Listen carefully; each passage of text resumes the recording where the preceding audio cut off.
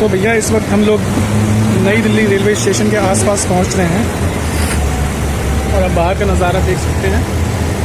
शाम का टाइम है, पिछले 1 घंटे से ट्रैवल कर रहे हैं और काफ़ी नज़दीक आ चुके हैं। आई थिंक इंडिया गेट वाले रूट पे हैं। अभी मैंने डायरेक्शन को पढ़ा था तो वहाँ लोकेशन वगैरह दी थी।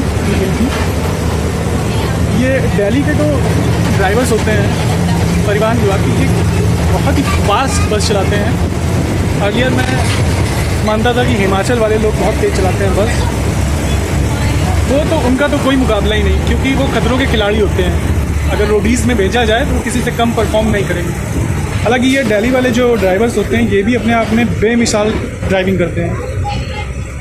और कमाल की बात है कि टर्निंग पॉइंट हो या स्पीड के मामले में जिस हिसाब से यहाँ पे ट्रैफिक होता है उस हिसाब से बहुत ही बेहतरीन चलाते हैं ये लोग। मेरे पीछे एक ग्रीन बस लगी है। और अभी हाँ, एक चीज़ मैं बताना भूल गया, दिल्ली में लेडीज़ का फेयर फ्री होता है। तो मेरी सिस्टर है मेरे साथ, तो उसने बताया ये चीज़। मैंने एक टिकट खरीदा 25 का न्यू दिल्ली स्टेशन के लिए बदरपुर बॉर्डर से, और 25 की टिकट में हम 2 लोगों ने ट्रैवल किया ऑलमोस्ट। एक छोटा सा भांजा है मेरा। तो दिल्ली गवर्नमेंट को स्पेशली थैंक्स, ना सिर्फ 25 बचाने के लिए बल्कि ये एक इनिशिएटिव है महिलाओं के प्रति, वीमेन एम्पावरमेंट। आदित्य सदन के पास आ गए हम लोग ऑलमोस्ट। क्या बेहतरीन ग्रीनरी है दिल्ली में, लेकिन फिर भी यहाँ इतना पॉल्यूशन है। एसी में रहने वाले लोग जब बाहर निकलते हैं तब उन्हें समझ में आता है कि वाकई में बहुत पॉल्यूशन है। दिल्ली में ज़्यादातर लोग एयर कंडीशन रूम में ही रहते हैं, संचार भवन। हमें लगता है कि पार्लियामेंट वाले रूट में है आई थिंक, मुझे कोई आइडिया तो नहीं है, लेकिन यहाँ भवन ज़्यादा आ रहे हैं तो जाहिर सी बात है उसी रूट पे होंगे। अभी ये सब पार्लियामेंट पूरी तरह से शिफ्ट होके एक विस्टा प्रोजेक्ट के तहत जो नई संसद बनाई गई वहाँ पे हो गया, जिससे सरकार का 1100 करोड़ का फेयर हर साल बचेगा। शाम को ग्रीनरी बेहतरीन हो रखी है। अब देखिए, अच्छा लग रहा है देखने में। छोटी छोटी वीडियोस मैं बनाकर नेट पे अपलोड करता हूँ ताकि आप लोग एंजॉय कर सकें। वैसे तो दिल्ली का शूट बहुत सारे लोगों ने किया होगा, लेकिन मैंने एक यूनिक तरीके से करने की कोशिश की है। ज़्यादातर जो मैंने सफ़र और शूट किया वो बसेस से किया। ये सही चीज़ थी, मैंने बताया कि संसद भवन वाले रूट पे है, तो ये संसद भवन वाला रूट ही है। मैंने अभी एक बोर्ड पढ़ा वहाँ पे, और काफ़ी क्लीननेस दिख रही है इस रूट पे। सफाई बहुत ज़्यादा है। लोग घरों की तरफ लौटते हुए शाम को, और न्यू दिल्ली रेलवे स्टेशन का सीधा मार्ग है। एक और डायरेक्शन मैंने देखा। बस में काफ़ी कम भीड़ है इस वक्त और हम लोग पहुंचने ही वाले हैं। ये ग्रीन बस है जिसमें 10, 15, 20, 25 3-4 टिकट आते हैं। ये ब्लू कलर की है। और हमारी जो है एसी बस है, इसके अलावा क्लस्टर बसेस चलती हैं और 100% इलेक्ट्रिक बस भी चलने लगी है दिल्ली में 3-4 महीने से। तो दिल्ली देश की राजधानी होने के साथ साथ यहाँ इनोवेशन का सिटी है। बेंगलोर तो कहा ही जाता है, बट दिल्ली भी अपने आप में स्टार्टअप सिटी है। और भैया एक स्टॉपेज पे रुकते हुए वहाँ पैसेंजर उतर गए हैं। और अब पूरी बस में गिने चुने 3 से 4 लोग हैं।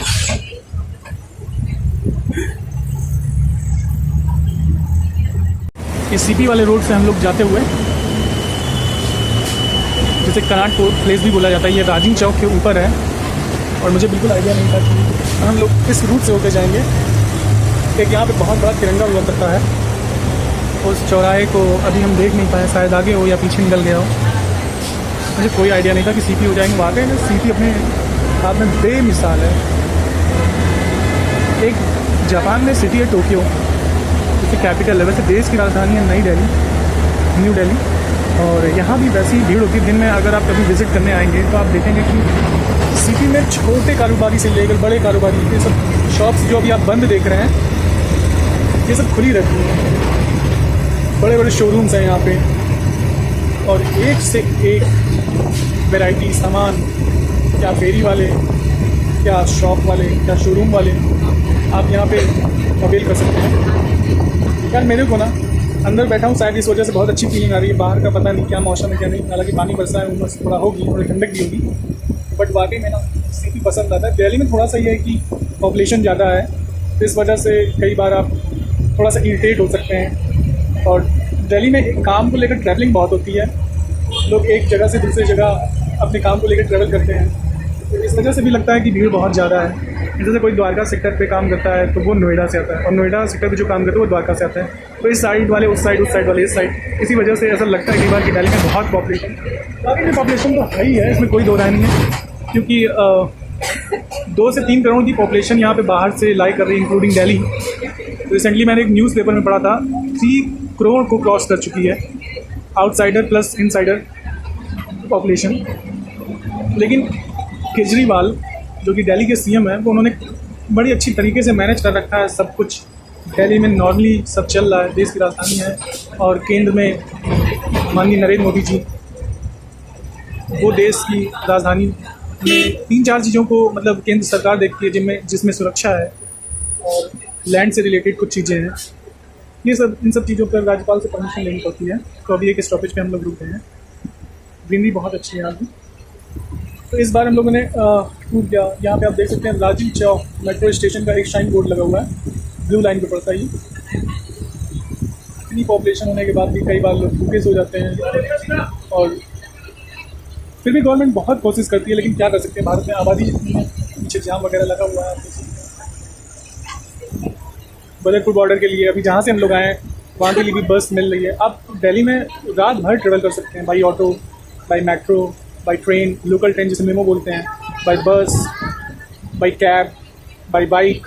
बहुत सारे मोड्स हैं ट्रैवल करने के। मतलब ये वो डेस्टिनेशन है जहाँ पर कोई भूखा मर नहीं सकता है। अगर थोड़ा सा भी उसके अंदर कैपेबिलिटी है तो कोई ना कोई बिज़नेस, कोई ना कोई तरीका निकाल ही लेता है सर्वाइव करने के लिए। और बहुत से लोग तो बिज़नेस टाइकून ही बन जाते हैं। जैसे मुंबई है माया नगरी, वैसे ही दिल्ली है लीडरों की नगरी है, लेकिन बहुत अच्छी यहाँ पे सरदार जी मेरे सामने। तो काफ़ी लंबी ट्रैवलिंग के बाद बदरपुर, नचोली से बदरपुर आने पर, और उसके बाद एक दूसरी बस में चढ़कर फिर बैग होने से बैग पाने तक, और इस बस को एक्सेस करने तक अभी हम लोग नई दिल्ली स्टेशन को आ गए हैं। उस परिसर में एंटर कर रहे हैं नई दिल्ली स्टेशन पे। यात्रा काफ़ी लंबी थी बट सुखद थी। थोड़ा सा पैनिक हो गया था बीच में, क्योंकि मेरा जो बैग रखा हुआ है सामने एक, वो मेरा बैग खो गया था। अभी हम लोग एक्सेस कर लिए हैं दिल्ली। अब आगे की वीडियो मैं रेलवे स्टेशन पर भी बनाऊँगा। तब तक के लिए गाइस, इस समय रात के 10:26 हो रहे हैं और 4 मिनट में हमारी ये ट्रेन छूटने वाली है। जैसा कि मैं पहले ही बता चुका हूँ, हमारा जो कोच है वो B14 है और ये प्लेटफॉर्म 9 है। लास्ट में सिक्योरिटी गार्ड जो RPF वाले होते हैं, रेलवे प्रोटेक्शन फोर्स, वो सब चेक इन करते हुए, कंफर्म करते हुए, इन 4 मिनट में इनको देखना है कहीं से कोई फॉल्ट ना हो, कोई दिक्कत ना आए, क्योंकि रेलवे एक बहुत बड़ी जिम्मेदारी निभाती है। और मैं भी एकदम पूरी तरह से फिट हूँ। बस 2-3 मिनट के अंदर ही मैं इस कंपार्टमेंट में एंट्री लूँगा। हालांकि ये जर्नी पूरी बहुत अच्छी रही, और इस वीडियो के थ्रू मैं आपको हम सफ़र का एक एक्सपीरियंस, एक फील देने की कोशिश करूँगा कि आपकी यात्रा कैसे हो सकती है। बहुत बार मैंने बहुत सारी ट्रेनों में सफ़र किया है, बस मैंने 2 ट्रेन में सफ़र नहीं किया है।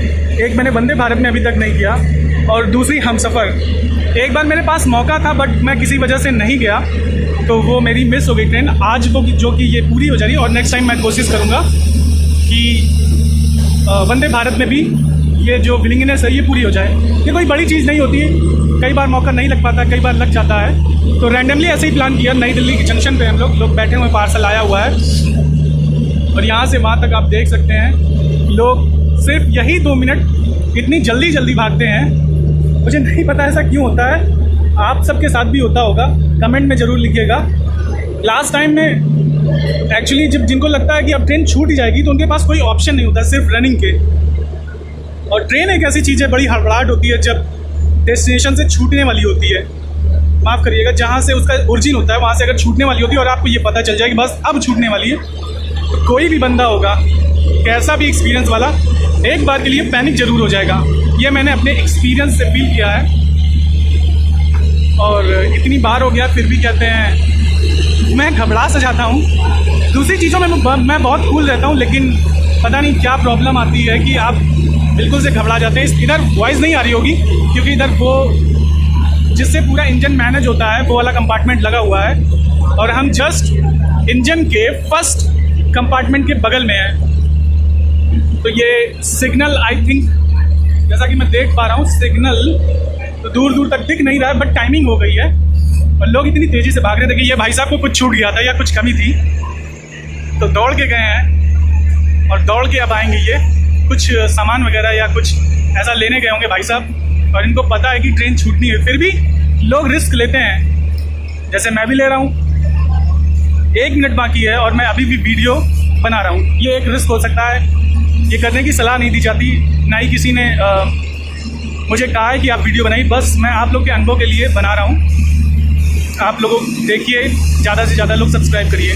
तो ये भाई साहब सेल्स एंड सर्विस के हैं और इन्होंने ड्रेस पहन रखी। ये हमारे कंपार्टमेंट के वार्डन टाइप के हैं, जिन्होंने हमारे सीट पे बेडशीट, चादर और कंबल रखे हैं।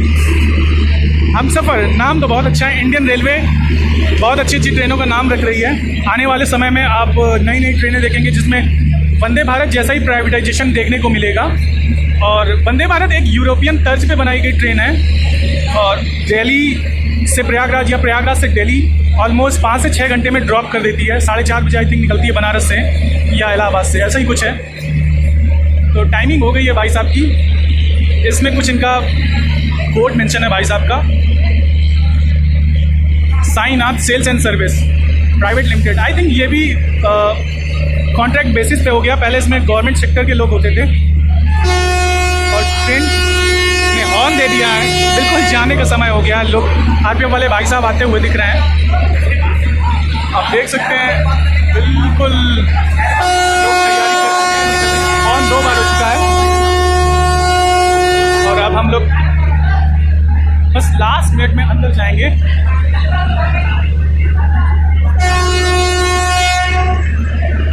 ये भाई साहब से बात करते हैं थोड़ा सा, अभी क्या गवर्नमेंट से।